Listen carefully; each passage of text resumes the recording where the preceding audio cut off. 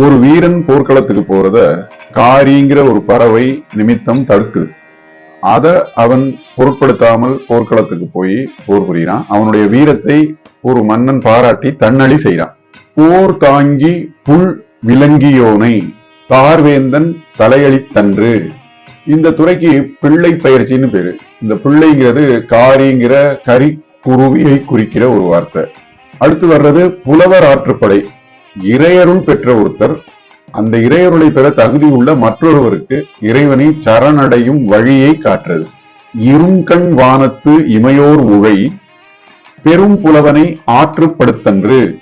இறைவனை மட்டுமல்லாது வேறு ஒரு வள்ளல் தன்மை உள்ள புறவலனை நோக்கி கூட இரவலரை அனுப்பி வைப்பதும் இந்த துறையில் அடங்கும். காஞ்சி பூச்சூடி போராடுவதற்காக மன்னனிடம் காஞ்சி பூக்களை வீரர்கள் பெறுகின்ற செய்தியை சொல்வது பூக்கோட் காஞ்சி அப்படிங்கிற துறை. கார் எதிரிய கடல் தானை போர் எதிரிய பூ கொண்டு அன்று. காயாம்பூங்கிறது கரிய நிறம் உள்ளது. அது திருமாலின் வண்ணத்தை ஒப்புமை செய்து இலக்கியங்களில் பேசப்படுறது. அந்த காயாம்பூவை பற்றி பாடக்கூடிய துறை பூவை நிலை துறை. கறவை காவலன் திறனோடு பொறி புறவலர் பூவை பூ புகழ்ந்தன்று. மனிதர்களை தேவர்களோடு புக்க வைத்து உபமித்து கூறுறதையும் இந்த துறையில அடக்குவாங்க. நிலையாமை பற்றிய செய்திகளை எடுத்து சொல்றதுக்கு பெரும் காஞ்சி அப்படின்னு பேரு. மலை ஓங்கிய மாநிலத்து நிலையாமை நெறி உரைத்தன்று. பெருஞ்சோற்று நிலை அப்படின்னு ஒரு துறை. நம்முடைய வீரர்கள் பகைவர்களுடைய பலத்தை அழித்து வருவார்கள் அப்படிங்கிறதற்காக அவர்களுக்கு மன்னன் அதிக அளவிலே உணவை சோற்றை கொடுத்தது. அதை பற்றிய செய்தி. திருந்தார் தெம்முனை தெருகுவர் இவர் என பெருஞ்சோறு ஆடவர் பெருமுறை வகுத்தன்று. பேய் காஞ்சிங்கிற ஒரு துறை. போர்க்களத்துல பட்டு அழிந்தவர்களை பேய்கள் படுத்துகிற பாட்டை சொல்றது. பிணம் பிறங்கிய களத்து வீழ்ந்தார்க்கு அணங்கு ஆற்ற அச்சுரி அன்று. பொருண்மொழி காஞ்சிங்கிறது முனிவர்கள் தாங்கள் தெளிந்த பொருளை எடுத்து சொல்ற செய்திகள் அடங்கிய துறை. எரிந்து இலங்கு சடைமுடி முனிவர் புரிந்து கண்ட பொருள் மொழிந்தன்று. உயிருக்கு இம்மை மறுமைகள்ல உறுதி பயக்கின்ற பொருள்களை சொல்றதும் இந்த துறையில அடங்கும். உன் மகளை எனக்கு தருவாயாகன்னு ஒரு மன்னன் கேட்க அந்த மன்னனை மறுத்து கூறுகிறதுக்கு ஒரு துறை. அதுக்கு மகட்பார் காஞ்சி அப்படின்னு பேரு. ஏந்திழையால் தருகன்னும் வேந்தனோடு வேறு நின்றன்று. மகள் மறுத்தல் அப்படின்னு ஒரு துறை. ஒரு வீரன் ஒரு பெண்மகளை தனக்கு மணமுடிக்க கேட்க அதுக்கு சிற்றரண்ல உள்ளவங்க அவனுடைய கூற்றை மறுத்து சொல்றது. வெம்முரணான் மகள் வேண்ட அம்மதிலோன் மறுத்து உரைத்தன்று. பகைவர்களோட வேற்று புலத்தை கொள்ளையூற்றுறது, அவர்களோட மனைகளை அழிக்கிறது. இதுக்கு மழபுல காஞ்சி அப்படின்னு பேர். கூடார் முனை கொள்ளை சாற்றி வீடர கவர்ந்த வினை மொழிந்தன்று. வீடர கவர்தல் அப்படின்னா அந்த வீடுகளையும் கொள்ளையிட்டு அழிச்சிடுறது. வீரன் களவேள்வி செய்து போர்க்களத்துல பேய்கள் வயிறார உண்ணுவதற்கு ஒரு துறை. அது மரக்கள வழி அப்படின்னு பெயர் பெறுது. அடுதிரல் அணங்கு ஆற விடுதிரலான் களம் வேட்டன்று. முதுபாலைங்கிற துறை. காட்டுல தன் தலைவனை இழந்த ஒரு பெண்மகளினுடைய தனிமையை சொல்ற செய்திகள் இதுல இருக்கும். காம்புயர் கடத்திடை கணவனை இழந்த பூங்கொடி மடந்தை புலம்பு உரைத்தன்று. அறிவுடையவர்கள் குற்றம் நீங்கி ஆராயிர உலகத்து இயல்ல அறம் பொருள் இன்பத்தை எடுத்து உரைக்கிறதற்கு முதுமொழி காஞ்சி அப்படின்னு பேரு. பலர் புகழ் புலவர் பன்னினர் தெரியும் உலகியல் பொருள் முடிவு உணரக் கூறின்று. ஆடவரின் வீரம் போலவே குடிகளில் தோன்றிய பெண்டிரின் வீரத்தையும் சொல்றதற்கு ஒரு துறை. அது மூதின் முல்லைன்னு பெயர் பெறும். பெண்களும் போர்க்களத்துல களம் கண்டு பெரு வெற்றி பெற்றிருக்கிறார்கள் அப்படிங்கிறது புறநானூறுல நிறைய இருக்கு. ஆடல்வேல் ஆடவர் கன்றியும் அவ்வில் மடவரல் மகளிர்க்கும் மரம் மிகுத்தன்று. ஒரு மன்னன் எதிரிகளை நான் என்ன பண்ணிடுவேன்னு அச்சுறுத்துறான் பாருங்க. அவர்களை தாழ்த்தி இவன் மிரட்டுற துணியில சொல்றது. அதற்கு ஒரு துறை. வஞ்சின காஞ்சி.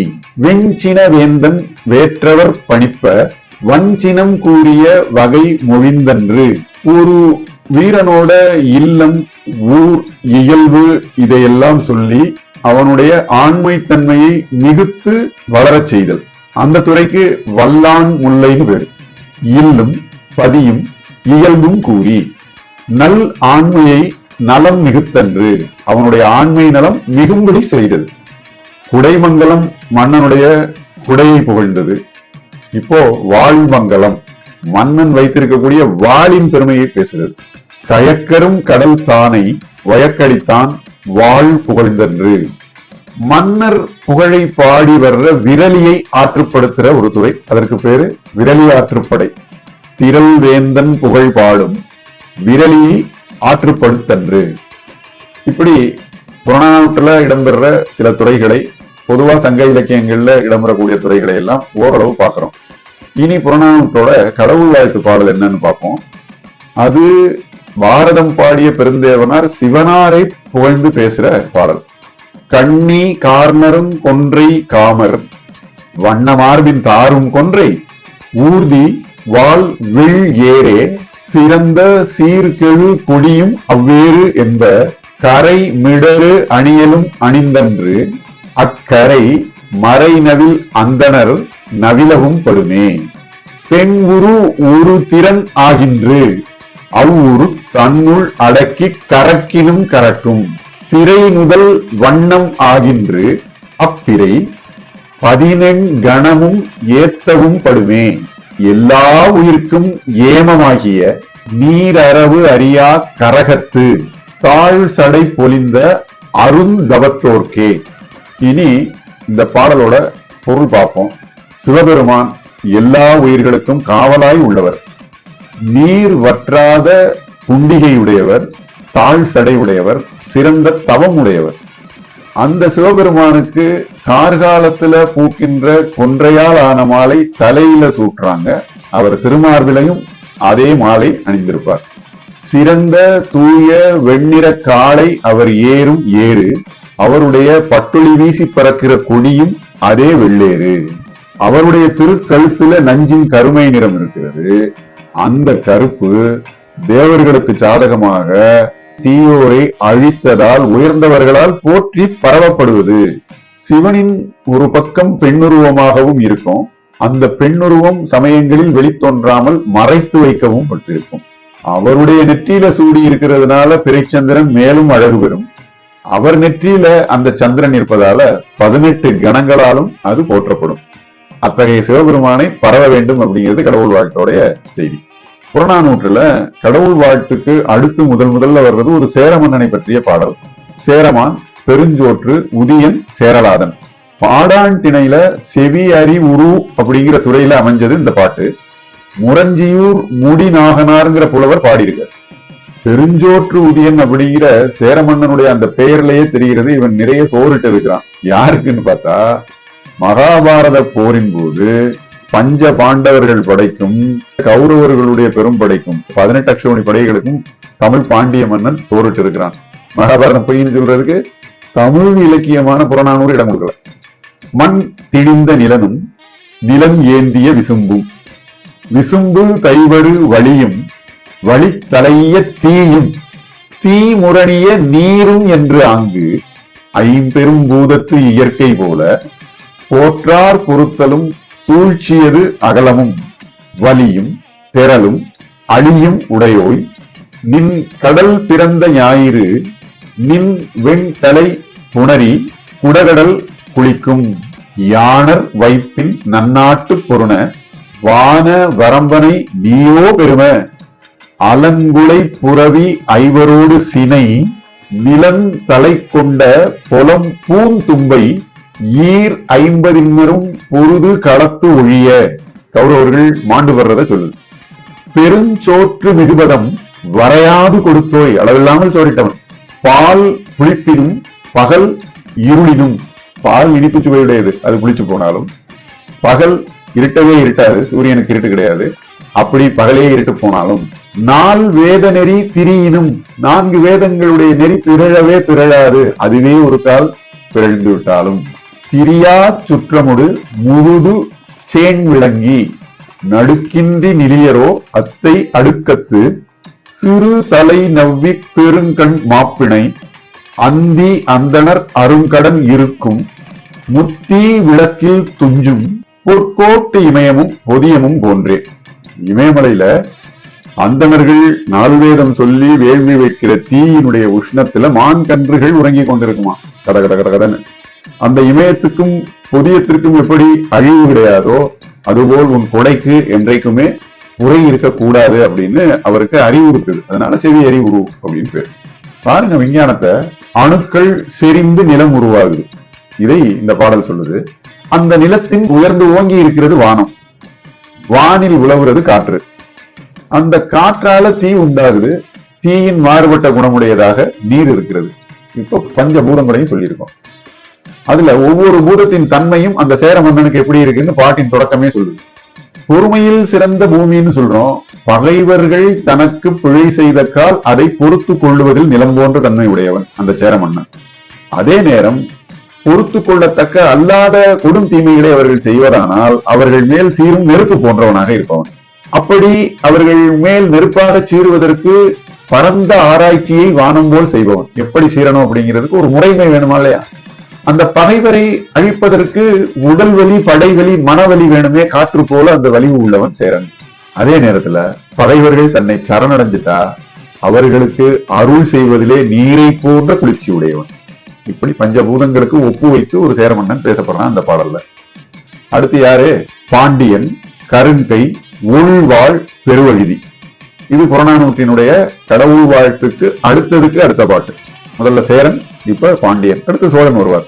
அப்படிதான் இருக்கு வரிசை. புலவர் இரும்பிடர் தலையாருங்கிறவர் போன பாட்டுல உள்ள அதே பாடாண்டினை அதே செவி அறி உரு துறையில பாடின பாடல் பாண்டியனை பார்த்து. உளவு மதி உருவின் ஓங்கல் வெண்குடை நிலவு கடல் வரைப்பின் மன்னகம் நிழற்ற ஏம முரசம் இழுமென முழங்க. இழும் அப்படிங்கிறது முரசு முழங்குறதற்கான ஒலி குறிப்பு தர்ற வார்த்தை. இழும் இழும் இழும் அப்படின்னு. நேமி உய்த்த நே நெஞ்சின் தவிரா ஈயை கவுரியர் மருக. கவுரியர் அப்படிங்கிறது பாண்டியர்களை குறிக்கிற சொல். அவர்களுடைய ஈகை குணத்தை பேசுது இந்த அடி.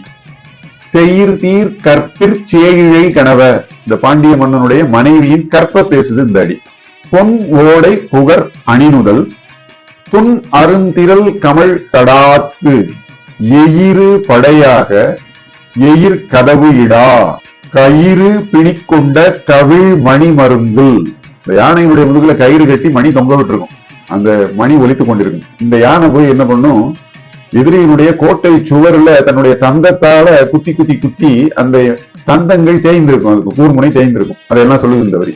பெருங்கை யானை இரும்பிடர் தலை இருந்து மருந்தில் கூற்றத்து அருந்தொழில் சாயா கருங்கை ஒள்வாள் பெரும் பெயர் வழுதி.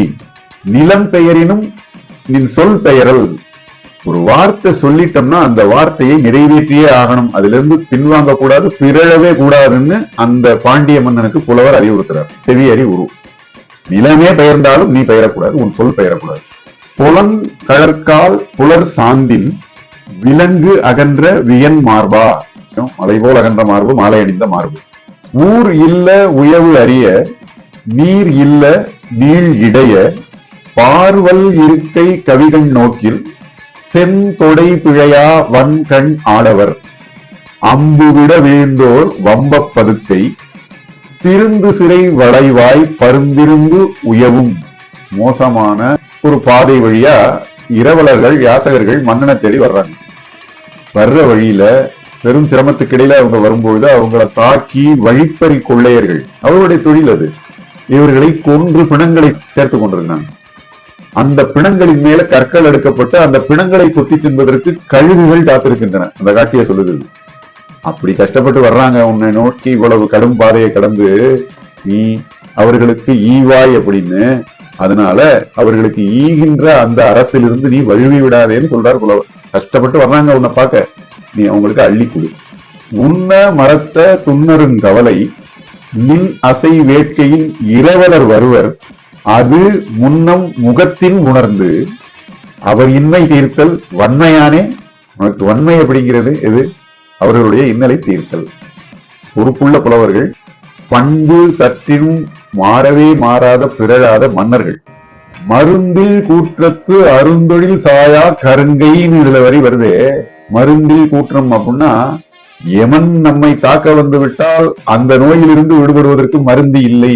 அதனால யமன் அவ்வளவு வலியவன். அத சொல்லுது.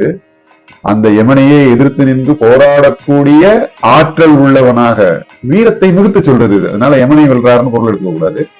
அந்த அளவுக்கு யமன் யாராலும் வெல்ல முடியாதவன், அவனை எதிர்த்து நிற்கக்கூடிய அளவுக்கு ஆற்றல் உள்ளவன் இந்த மன்னன், பாண்டிய மன்னன் அப்படிங்கிறது அந்த அடிகள். அடுத்தது சோழனை பார்ப்போம். சோழன் உருவ பகிரு ஏர் இளஞ்சேர் சென்னி. வஞ்சி திணையில அமைந்த இந்த செய்யுளை செஞ்சவர் பரணர் அப்படிங்கிற புலவர். ஒரு மன்னனை புகழ்ந்து அவனுடைய பகைவர்களுக்கு வருகிற அழிவை சுற்றி பேசுறது. இது கொற்ற வள்ளைங்கிற துறை, அந்த துறையில அமைஞ்சிருக்கிறது இந்த பாடல். இந்த மன்னனுடைய வாழ் இருக்கு, எதிரிகளை தாக்கி அழித்து அவர்களுடைய குருதி படிந்து செந்நிறமா ஆயிடுறது செவ்வானம் போல் காட்சி தருது. வாழ் வளந்தர மறுத்துப்பட்டன. வளம்னா வெற்றின்னு அர்த்தம். செவ்வானத்து வனப்பு போன்றன. போர்க்களத்துல வெற்றி வலம் வருகிற அவனுடைய வீர கழல்கள் காளையினுடைய கூரிய கொம்பு போன்றவையா இருக்கு. தாள் களங்கொள கழல் பறைந்தன. கொல் ஏற்றின் மறுப்பு போன்றன. பசுனா தெய்வமா வணங்குற மென்மை, காளைனா சீறி பாயிற வீரமேன்மை. அவனுடைய கேடயங்கள் பகைவரனுடைய அம்புகள் வந்து குத்தி குத்தி துளைகள் நிறைந்ததா இருக்கு. தோல் துவைத்து அம்பின் துளை தோன்றுவ. நிலைக்கு ஓரா இலக்கம் போன்றன. மாவே எரி பதத்தான் இடம் காட்ட. கருள் பொருத செவ்வாயான் எருத்து வவ்விய புலி போன்றன. மன்னனுடைய குதிரைகள் பகைவர்களோட கருவிகளால உராயப்பட்டு வாயெல்லாம் இரத்த கரை படிஞ்சிருக்கு. அந்த இரத்த கரை மான் கன்றுகளை கழித்து குதிரை தின்ற புலிகளின் வாயில இருக்கிற ரத்தத்தை நிகர்த்து இருக்கு. களிரே கதவு எரியா சிவந்து உராய் நுதி மழுங்கிய வெண்கோட்டான் உயிர் உண்ணும் கூற்று போன்றன. இங்கே யானைகளுடைய தந்தத்தின் பெருமை. கோடுங்கிறது யானையினுடைய தந்தம். கூற்று போன்றன. கூற்றுவன் அப்படிங்கிறவன் யமன். புராண செய்திகள் எதுவுமே மறுப்பதற்கு இல்லை. தமிழ் இலக்கியங்கள் அத்தனை தெய்வங்களையும் பேசுது, அத்தனை புராணங்களையும் பேசுது, 2 இதிகாசங்களையும் பேசுது. ராமாயணம் மகாபாரதம் எல்லாம் பேசுது. நீயே அலங்குலை பரீயுளி புலந்தேர் விசை பொலிவு தோன்றி மாக்கடல் நிவந்து எழுதரும். கடல்ல இருந்து சூரியன் புறப்படுதா இல்லையா, செஞ்சூரியனா காலையில, அதை காட்சிப்படுத்துறார். செஞ்ஞாயிற்று கவினை மாதோ, அந்த செஞ்சூரியனே நீதானோ, நீ தேர்ல வர்றதை பார்க்கும்போது கடல்ல இருந்து சூரியன் வருவதை ஒப்பதாக இருக்கே அப்படிங்கிறார் புலவர். அணையாகன்மாரே தாயில் தூவா குழவி போல. தாயும் இல்லை உணவும் இல்லைன்னா ஒரு குழந்தை நிலை என்னன்னு தெரியுமா? தாய் கிடையாது, உணவு ஊட்டுறதுக்கு மட்டும் இல்ல, உணவே கிடையாது. அப்படிப்பட்ட நிலை உன் பகைவர்களுக்கு வரும். ஓவாது கூவும் நின் உடற்றியோர் நாடே. உன் பகைவர் நாட்டுக்கு அந்த நிலை, தாயில்லா குழவி நிலை, உணவில்லா குழந்தை நிலை. இப்படியாக தமிழ் பெருமை பேச விரும்பும் யாரும் புறநானூறு முழுதும் கற்கணும். நம்முடைய தமிழ் இலக்கியங்கள், பழந்தமிழ் இலக்கியங்கள் என்ன சொல்லுகின்றன அப்படிங்கிறத அவற்றினுடைய செய்யுள் நயத்துக்காகவும், நம்முடைய வரலாறு என்ன, முன்னோர்கள் என்னென்ன செய்திருக்கிறார்கள், எப்படி வாழ்ந்திருக்கிறார்கள் அறிகிறதுக்கும் இந்த இலக்கியங்கள் காலத்தின் கண்ணாடிகளாக இருக்கின்றன. மக்களுக்குள்ளே பல வகையான வகைப்பாடுகள் இருந்தாலும் எவரும் எவரையும் அடக்கியதாகவும் எவரையும் துன்புறுத்தியதாகவும் ஒரு இனம் மற்றொரு இனத்தை சினந்ததாகவும் சீரியதாகவும் காண கிடைக்கவே இல்லை. அதனால வரலாறு அறிவதற்கு, உண்மையான வரலாறு அறிவதற்கு, பலரும் நம்மை குழப்பி பிரித்தாளுகின்ற முறைமைகளை புரிந்து கொண்டு ஒதுக்குவதற்கு, தெளிவு பெறுவதற்கு அவசியம் தமிழ் கற்க வேண்டும், பழந்தமிழ் கற்க வேண்டும். வாழ்க தமிழ், வெல்க பாரதம், வளர்க தமிழகம்.